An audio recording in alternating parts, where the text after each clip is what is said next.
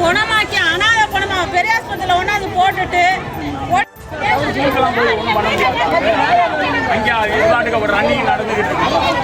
அப்ப நல்ல யோக்கியமான பொம்பளையா இருந்தா ஒருத்தனுக்கு பிறந்தவளா இருந்தா இந்த நியூஸை பார்த்துட்டு அவன் இங்க வரணும். எவனோட ஓடி போயிட்டாலோ தெரியல. நைட்டு ஸ்டேஷன்ல இருந்து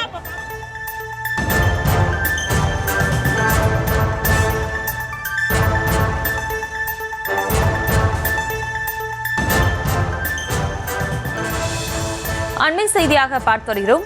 சிவகங்கை மாவட்டம் ஜெஸ்டில் என்ற பள்ளியில் மர்மமான முறையில் சிறுவன் உயிரிழந்திருக்கிறார். அது தொடர்பாக அவரது தாய் சிறுவனின் மரணத்திற்கு நீதி கேட்டு போராட்டத்தில் ஈடுபட்டிருக்கிறார். அந்த அண்மை செய்தியை பார்த்து வருகிறோம். சிவகங்கை மாவட்டத்தில் பள்ளியில் சிறுவன் மர்மமான முறையில் உயிரிழந்தது தொடர்பாக அவரது தாய் போராட்டத்தில் ஈடுபட்டிருக்கிறார். சிறுவனின் மரணத்திற்கு நீதி கேட்டு அவர் போராட்டத்தில் ஈடுபட்டிருக்கிறார். அந்த காட்சிகளை பார்த்து வருகிறோம். விவரங்களோடு இணைகிறார் எமது செய்தியாளர் அப்துல் சலாம். அப்துல் சலாம், வணக்கம். அவரது தாய் போராட்டத்தில் ஈடுபட்டிருக்கிறார். சிறுவனின் மரணம் தொடர்பாக ஏதேனும் விவரம் கிடைக்கப்பட்டிருக்கா? அது தொடர்பான விவரம். நிச்சயமாக சிவகங்கை மாவட்டம் சிங்கம்நரி ஜெஸ்ரில் சிபிஎஸ்இ பள்ளியில் 2ஆம் வகுப்பு மாணவன் மர்மமான முறையில் இறந்ததை அடுத்து இன்று காவல் நிலையத்தில் பறிமுதல் செய்து வைக்கப்பட்டிருந்த சிறுவன் பயணம் செய்த காரை ராமநாதபுரம் தடவியல் இணை இயக்குனர் சிவதுரை ஆய்வு செய்தார்.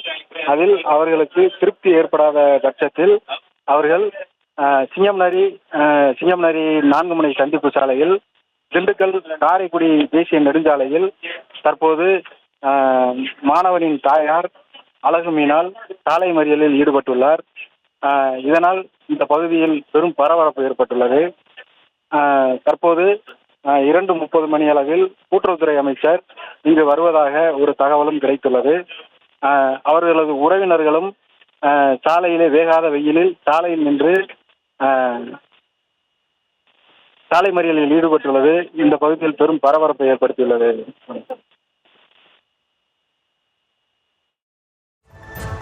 விவரங்களுக்கு நன்றி அப்துல் சலாம்.